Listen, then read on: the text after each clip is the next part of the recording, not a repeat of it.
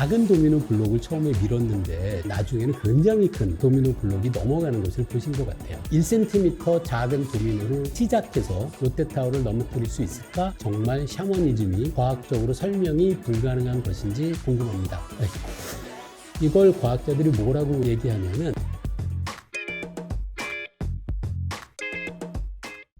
안녕하세요. 범준의 물리다에 오신 여러분 환영합니다. 저는 성균관대학교 물리학과에서 일하는 김범준이고요. 오늘 여러분과 함께 이야기 나눌 내용이 있는데요. 간혹 제 유튜브 채널에 댓글이나 혹은 이메일로도 여러분들이 궁금한 질문들을 보내주세요. 오늘은 여러분이 보내주셨던 질문 중에 제가 재밌게 생각했던 질문에 대한 생각을 말씀드리는 방식으로 진행해 보려고 합니다.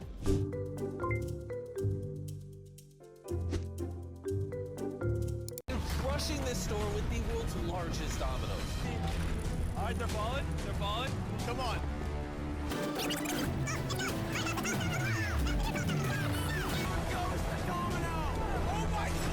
첫 번째 질문인데요. 도미노라고 아시죠? 여러 블럭들을 순서대로 늘어놓고 한쪽을 넘어뜨리면 이 움직임이 계속 전달되는 그런 것이 도미노예요. 어떤 영상을 보셨냐면 작은 도미노 블록을 처음에 밀었는데 점점 전달돼서 나중에는 굉장히 큰 도미노 블록이 넘어가는 것을 보신 것 같아요. 이분의 질문이 바로 이겁니다.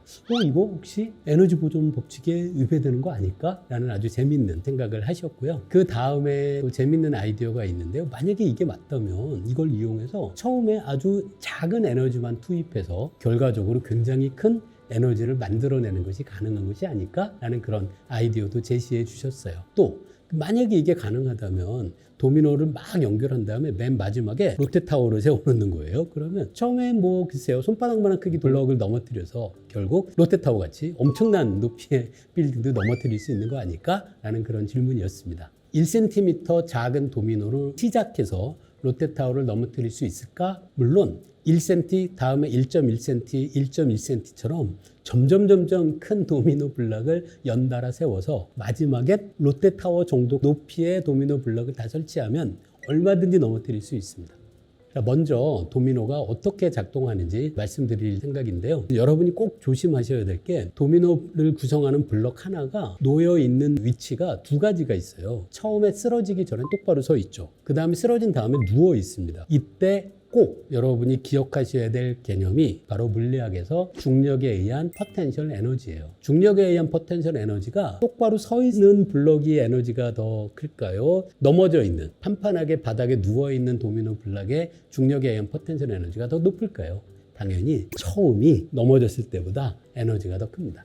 이게 정말 중요해요. 그래서 만약에 두 블럭, 하나는 작은 블럭, 두 번째는 큰 블럭을 세워놓고 바깥에서 밀면 당연히 처음에 블럭을 넘어뜨리는데 우리가 미는 에너지는 그렇게 크지 않아도 돼요. 한편 작은 블럭이 넘어지면서 이제 두 번째 큰 블럭에 에너지를 전달할 텐데요. 이 작은 블럭이 넘어지면서 작은 블럭의 중력에 의한 포텐셜 에너지가 큰 값이었다가 작은 값으로 변하겠죠. 그래서 이 차이가 만들어지는데요. 이 차이는 처음에 작은 블럭을 밀었을 때의 에너지보다 두 에너지의 차이는 얼마든지 클 수가 있죠. 따라서 도미노를 이용을 해서 우리가 블럭을 순차적으로 넘어뜨리는데 이건 물리학의 에너지 보존 법칙과 아무런 위배가 되지 않습니다. 결론은 처음에 도미노를 이런 방식으로 작동시키려면 누군가가 누워있던 도미노 블럭을 세워야 돼요. 그때 에너지가 당연히 투입돼야죠. 그래서 도미노는 에너지 보존 법칙에 위배되지 전혀 않습니다. 그래서 아무리 작은 에너지로 물론 연달아서 점점 큰 블럭을 넘어뜨릴 수는 있지만 그 에너지가 바깥에서 민 에너지가 아니고요. 처음에 누워있던 블럭을 일일이 세워야 되잖아요. 그때 투입된 에너지가 나중에 전달되는 것이어서 아무런 문제가 전혀 없습니다. 결론이 뭘까요? 롯데타워 도미노를 이용해서 무너뜨릴 수 있습니다. 얼마든지 가능합니다. 근데 그렇게 하려면 어떻게 해야 될까요? 넘어뜨리기 위해서 필요했던 수많은 도미노 블럭을 누군가가 세워야 하죠. 그때 엄청난 에너지가 당연히 필요하게 됩니다. 도미노를 이용해서 롯데타워를 넘어뜨리시는 건 그것보다 더 효율적인 방법은 그냥 롯데타워를 미세요. 그게 훨씬 더 쉽게 롯데타워를 무너뜨리는 방법이 됩니다. 하여튼 굉장히 흥미로운 아이디어지만 현실적으로 이렇게 실용 가능성은 없어요. 이 방법을 이용해서 발전기를 만들 수도 없습니다. 왜냐하면 말씀드린 것처럼 누군가가 수많은 도미노 블럭을 세워야 해요. 그 세우는 과정에서 엄청난 에너지가 필요하기 때문이죠.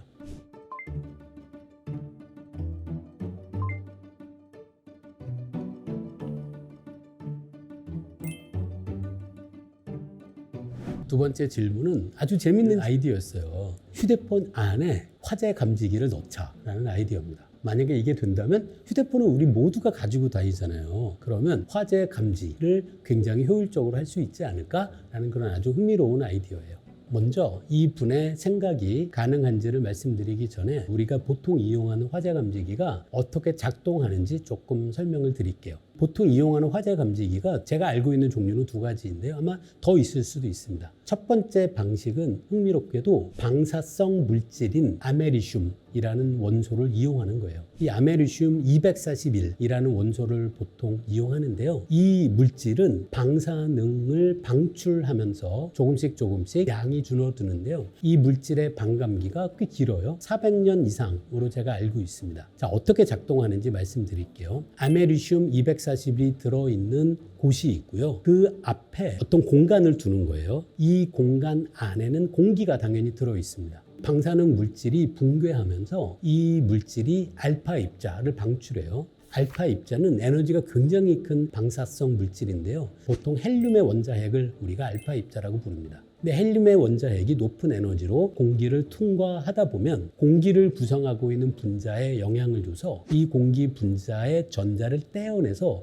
이온으로 만들어 버립니다. 근데 이온은 당연히 전하를 갖고 있죠. 자, 이렇게 방사능 물질이 방출한 알파 입자로 공기를 구성하고 있는 기체 분자를 이온화시키게 되면 이 이온화시킨 입자가 이동하면서 양극 사이에 전압 차이를 얼마든지 만들어낼 수 있게 됩니다. 그러면 화재 감지기는 어떻게 작동하냐면 화재가 발생하면 먼지 입자가 있잖아요. 화재가 발생하기 전엔 먼지 입자가 없고 공기를 이온화시킨 알파 입자에 의해서 전압 차이가 일정한 방식으로 만들어지고 있는 상황이에요. 근데 이 공간 안에 먼지 입자가 들어가면 어떻게 될까요? 그러면 알파 입자가 공기를 이온화하는 것이 아니라 연기 입자에 부딪히게 되겠죠. 결론은 전압의 차이가 변화가 발생하게 됩니다. 그래서 이 아메리슘을 이용한 화재 감지기는 이런 방식으로 작동해요. 제가 알기로는 내부 공간과 외부 공간 두 공간을 만들어 놓고요. 외부 공간에만 먼지 입자가 유입되는 것을 가능하게 합니다. 그 다음엔 내부 공간과 외부 공간 사이의 전압 차이가 어떻게 되는지를 측정하면 먼지 입자 때문에 발생한 전압의 차이를 측정하는 것이 가능하고 이 전압 차이가 발생하면 먼지 입자가 있구나 라는 방식으로 화재 경보를 발생하는 거죠. 자, 두 번째 방식도 있어요. 이 방식은 적외선을 이용합니다. 적외선 송신기가 있고 수신기가 있는 공간을 만들어 놓고 있고요. 이 공간 안에 먼지 입자가 입사하게 되면 송신기 쪽에서 방출된 적외선이 먼지 입자에 의해서 산란돼서 수신기에 도달하는 적외선의 양에 변화가 있을 수밖에 없죠. 양이 줄어들 겁니다. 그럼 이 차이를 이용을 해서 이 공간 안에 먼지 입자가 들어왔네 라는 걸 인식하고 이걸 이용을 해서 화재 경보를 발생시키는 두 번째 방식도 있습니다. 자, 첫 번째 방식 방사능 물질을 이용한 것, 두 번째 방식 적외선을 이용한 것. 이 두 방법 모두 다 중요한 게 화재가 발생한 공간 안에서 먼지 입자가 들어올 충분한 공간이 필요해요. 어느 정도의 공간을 만들어야 하기 때문에 화재 감지기의 부피를 줄이는 것이 쉽지 않습니다. 제가 인터넷을 검색해 보니까 현재 판매되는 가장 작은 화재 감지기의 지름이 약 4cm 정도라고 해요. 이것보다 더 작은 화재 감지기는 만드는 것이 어려운 거죠. 휴대폰에 4cm의 공간을 만들고 그 안에 화재 감지기를 설치하는 것은 사실 현실적으로는 불가능하다고 할 수 있습니다. 화재 감지기가 연기 입자를 검출하기 위해 필요한 공간을 휴대폰에 설치하는 것이 거의 불가능하다고 저는 생각해요. 근데 이분의 아이디어를 다른 방식으로는 얼마든지 우리가 이용할 수 있어요. 어떤 거냐면 화재 감지기는 휴대폰이 아닌 공간에 설치하고요. 이 화재를 감지한 화재 감지기에서 무선 전파를 이용을 해서 블루투스일 수도 있고 와이파이일 수도 있고요. 무선 통신을 이용을 해서 휴대폰에 화재 경보를 전달하는 방식으로는 얼마든지 가능해 보입니다. 하지만 화재 감지기 자체를 휴대폰에 설치하는 것은 이 공간의 크기가 어느 정도 필요하기 때문에 쉽지 않다라는 것이 제 솔직한 생각입니다.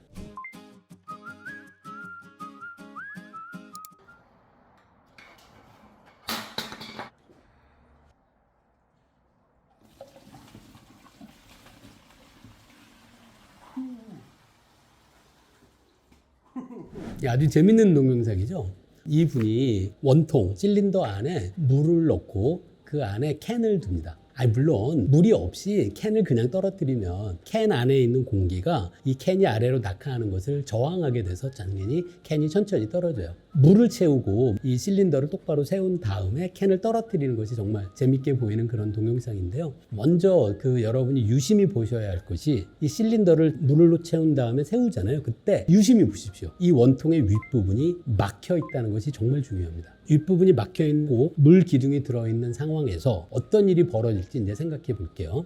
그러면 그 안에 캔이 있고요. 캔은 이 원통에 딱 붙어 있진 않습니다. 물이 이 캔의 바깥쪽과 실린더의 공간을 이용을 해서 물이 아래로 흘러내리는 것이 가능해요. 어떤 일이 벌어질지 생각해 보세요. 물이 아래로 흘러내립니다. 그런데 물이 가득 차 있는 실린더의 위쪽은 막혀 있는 공간이에요. 그런데도 물이 아래로 내려가면서 어떤 일이 발생할까요? 위의 수면과 이 실린더로 차여 있는 그 공간에 들어있는 그 부분의 압력이 당연히 낮아지게 됩니다. 캔은 어떤 방식으로 움직여야 되냐면 압력이 높은 쪽에서 낮은 쪽으로 움직여야죠. 그래서 물이 떨어지는 도중에는 물 안에 들어있는 캔은 위로 움직이게 됩니다. 그러다가 물이 다 쏟아지고 나면 어떻게 될까요? 위에 있는 공기와 캔의 아래쪽에 있는 공기가 캔과 원통 사이의 거리, 공간을 이용해서 연결되잖아요. 그럼 압력이 같아지죠. 그럼 그 다음부터 캔은 그냥 공기 안에서 그냥 자유낙하하는 것처럼 행동하게 되니까 캔이 아래로 떨어지죠. 그래서 처음에는 캔이 압력이 높은 아래쪽에서 압력이 낮은 위쪽을 향해서 캔이 움직이고요. 그러다가 위에 있는 물이 다 쏟아지고 난 다음에는 캔의 위쪽의 공기와 캔 아래쪽의 공기가 서로 연결돼서 기압이 같아집니다. 그 다음부터는 캔은 아래로 자유낙하하게 되는 거죠. 사실 이 흥미로운 동영상과 관련돼서 제가 알고 있는 굉장히 재밌는 비슷한 실험이 있거든요. 이게 어떤 거냐면 아마 여러분 찾아보실 수 있는데요. 물고기 잠수함이라는 걸로 아마 찾아보시면 관련된 실험을 보실 수 있습니다. 손으로 누르면 약간 압력을 바깥에서 줄 수 있는 우리가 익숙한 그 물통, 물 마시는 생수병 같은 거로도 가능하고요. 그 안에 플라스틱 재질로 안이 비어있는 물고기 모양의, 보통 이게 여러분이 초밥 주문하면 초밥집에서 보내주는 물고기 모양 간장 용기가 있거든요. 그걸 이용하셔도 돼요. 그래서 물고기 모양 간장 용기를 생수통 안에 넣고 적당한 추를 부착해서 처음에는 이 물고기 모양의 용기를 물에 아슬아슬하게 띄우는 거예요. 그 다음엔 바깥에서 힘을 줘서 압력을 높이면은 물고기가 아래로 가라앉습니다. 이게 보통 물고기 잠수함 실험인데요. 제가 아는 주변 분이 아주 재밌는 실험을 했었어요. 뭐냐면 물고기 용기를 일단 가라앉혀 놓은 다음에 약간 찌그러진 모양의 물통을 준비하는 거예요. 그 다음에 이 물통을 똑바른 방향으로 피면 어떻게 되냐면 이 물 위쪽 부분의 압력이 줄어들게 만들 수 있습니다. 그렇게 하면 이번에는 이 물고기가 위로 올라가는 실험도 가능하거든요. 그것과 지금 여러분이 설명드린 이 실험과 거의 원리가 같죠. 위가 압력이 낮고 아래가 압력이 높으면 물체는 아래에서 위로 움직입니다.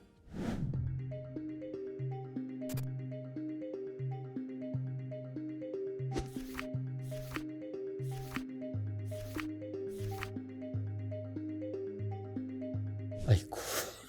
예, 다음 질문인데요. 질문 한번 읽어볼게요.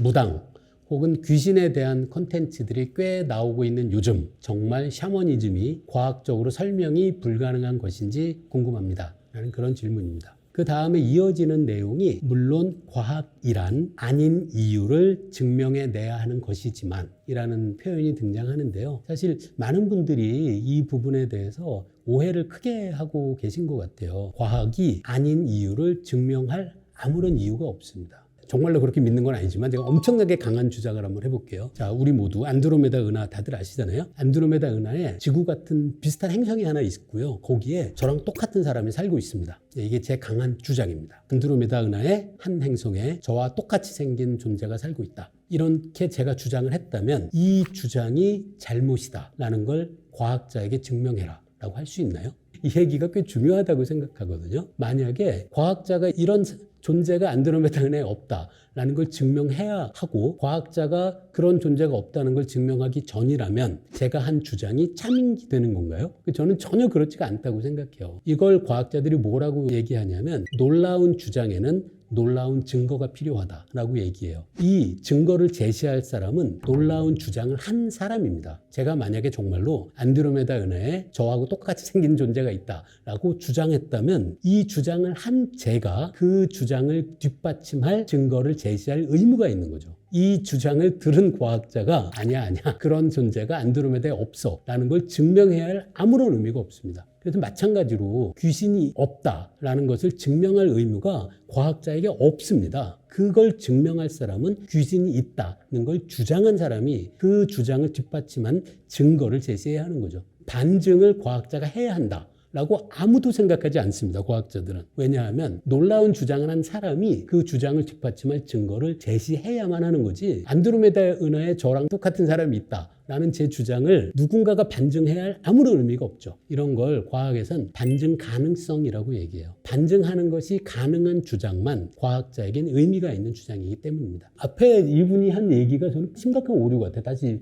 한번 보세요. 이분의 가정이 뭐냐면 과학이란 아닌 이유를 증명해내야 한다는 거예요. 과학이 왜 안드로메다에 있는 저랑 똑같은 사람이 있지 않다는 걸 왜 과학자가 증명해야 하나요? 그 주장을 한 사람이 그렇다는 걸 먼저 근거를 대야죠.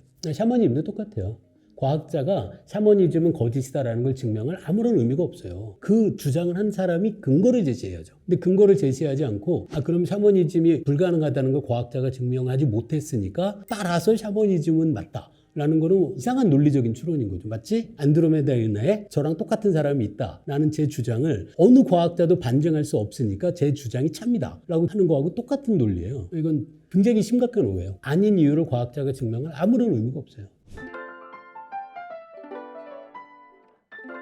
다음 질문입니다. 이 질문은 굉장히 재미있는 질문이었는데요. 질문하신 분이 특수상대성 이론을 아시는 거예요. 그래서 어떤 물체도 빛의 속도를 넘어갈 수 없다라는 걸 알고 계신 건데요. 이분의 재미있는 아이디어가 행위를 빠르게 회전시키는 건 어떨까라는 그런 재미있는 아이디어입니다. 자, 먼저 생각을 해야 할 게 있는데요. 굉장히 빠른 속도로 회전하는 어떤 물체가 있다고 생각해 볼게요. 예를 들어 제 앞에 있는 이 둥근 탁자라고 생각해 볼게요. 이 둥근 탁자에 중심이 있고요. 이 둥근 탁자의 중심에서 보면 중심으로부터의 거리가 점점 멀어지면 질수록 바깥쪽에 있을수록 사실 회전 속도는 빨리 돌아갑니다. 아주 큰 원반을 만든다면 앞부분, 이 중심 부분에서는 회전 속도가 작아도 거리가 멀어지면 아주 빨리 회전시키는 건 가능하죠. 그런데 흥미롭게도 회전하는 원판의 가장 바깥쪽에 어떤 물체가 있다고 치면 이 부분의 회전 속도도 결국 이 특수상대성 이론의 근본 가정에 따라서 빛의 속도를 넘을 수는 없습니다. 아주 재밌는 천문학 관련된 추론이 있어요. 너무 재밌는 것으로 저는 판단했는데 한번 말씀드릴게요. 이게 뭐냐면 백조자리 블랙홀이 있습니다. 이게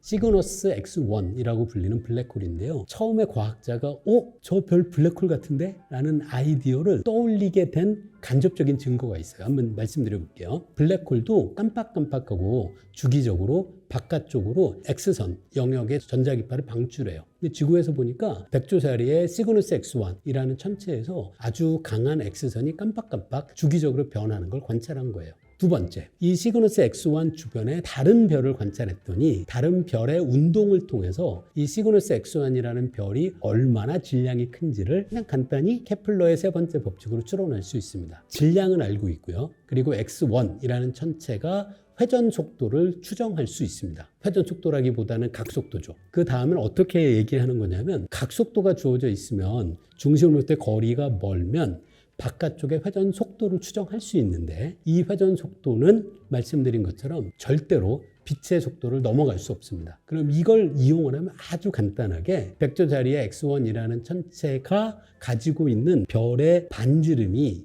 어떤 값보다는 작아야 한다라는 추론을 아주 쉽게 할 수 있어요. 이렇게 추론하고 보니까 이 천체의 반지름이 300km보다 작아야 한다라는 명확한 결론을 얻게 돼요. 그런데 이 별의 질량을 주변 별의 운동으로부터 추론하니까 별의 질량은 엄청 큰 거예요. 이렇게 질량이 큰 별이 반지름이 300km보다 작아야 한단 말이야 라고 하고 밀도를 계산했더니 우리가 상상도 할 수 없을 정도로 엄청난 밀도를 가져야 한다라는 것을 추론할 수 있었죠. 그래서 이 과정이 바로 빛의 속도보다 어떤 별이라도 가장 바깥쪽 부분의 회전 속도는 빛의 속도보다 빠를 수 없다라는 걸 이용을 해서 블랙홀이 존재한다라는 걸 간접적으로 추론했던 물리학의 역사가 있습니다. 한편 이제 사고 실험 좀 해볼게요. 이 테이블이 있어요. 테이블을 제가 점점 빨리 돌립니다. 그럼 점점 빠르게 돌리면 결국 어떻게 될까요? 말씀드린 것처럼 회전하는 원판의 바깥쪽의 회전 속도는 절대로 빛의 속도를 넘을 수 없습니다. 그럼 어떻게 될까요? 제가 점점 빨리 돌리려고 애를 쓰다 보면 더 이상 회전 속도가 빨라질 수 없는 한계에 부딪히게 되겠죠. 그때 제가 바깥에서 이 물체를 회전시키기 위해서 제공한 에너지는 그러면 도대체 어디로 간 걸까요? 당연히 이 전체 원판의 회전 관성 모멘트를 키우는 쪽으로 전환될 수밖에 없습니다. 빨리 회전시키려고 하면 원판이 점점 무거워진다 라는 명확한 결론을 얻게 되는 거죠. 자, 여기까지는 어떤 일이 벌어지는지를 제가 소개해 드린 거고요. 점점 빨리 돌리려고 해도 결코 빛의 속도보다 빠르게 바깥쪽 부분이 회전하는 것은 불가능하게 됩니다. 다음에 굉장히 이것도 흥미로운 사고 실험을 할 수 있어요. 자, 이 원판이 회전해요. 어떤 물체가 이 원판의 중심에서 특정 거리에 있고 얘가 회전하고 있습니다. 그러면 이 점의 속도를 생각해 보세요. 이 점은 원판의 중심 방향으로는 안 움직여요. 하지만 이 중심으로부터 수직 방향으로는 계속 움직이게 되죠. 근데 앞에서 우리 특수상대성 이론을 제가 소개해 드린 적이 있었잖아요. 특수상대성 이론에 따르면 움직이는 관찰자가 본 움직이는 물체의 거리가 줄어들어요. 공간이 수축하죠. 그런데 이 원판을 따라서 회전하는 걸 생각하면 중심까지의 거리는 안 줄어들어요. 왜? 이 물체의 운동은 중심에서 이 물체를 연결하는 직선에 대해서는 수직 방향이어서 이쪽 방향으로는 속도가 없습니다. 중심 방향. 따라서 중심으로부터의 거리는 안 줄어요. 그런데 이 물체는 한 바퀴 도는 방향으로의 거리는 줄어들죠. 그럼 어떻게 될까요? 아주 흥미로운데요. 이 물체의 한 바퀴 도는 운동을 생각하면 원의 중심으로부터의 거리는 변하지 않아요. 그런데 원주, 한 바퀴 도는 거리가 변하죠. 아니, 그러면 이상하지 않아요? 보통 우리가 살아가는 2차원의 평평한 공간에선 원의 중심까지로부터의 거리가 줄어들면 원주가 딱 하나로 정해지죠. 여러분들 기억하실 2 곱하기 원주율 곱하기 반지름이에요. 근데 지금 여러분께 소개해드린 사고 실험에 따르면 원주가 줄어듭니다. 그럼 결론이 뭐가 될까요? 회전하는 원판의 경우에는 평평한 공간이 아니라 공간이 휘게 됩니다. 유클리드의 평평한 공간이 더 이상 아니게 되는 거죠. 근데 이게 당연해요. 왜냐하면 회전하는 운동은 특수상대성 이론에서 가정한 직선을 따라서 일정한 속도로 움직이는 운동이 아니에요. 회전 운동도 가속도가 있는 움직임입니다. 그리고 일반 상대성 이론에 따르면 가속하는 경우는 마치 중력이 있는 것처럼 주변의 시공간이 왜곡되어져. 회전하는 원판에서 한 점에서 본 그 공전 궤도의 거리가 변한다는 것이 사실 일반 상대성 이론의 결과하고도 마찬가지로 서로 일치하는 그런 이야기라고 할 수 있습니다.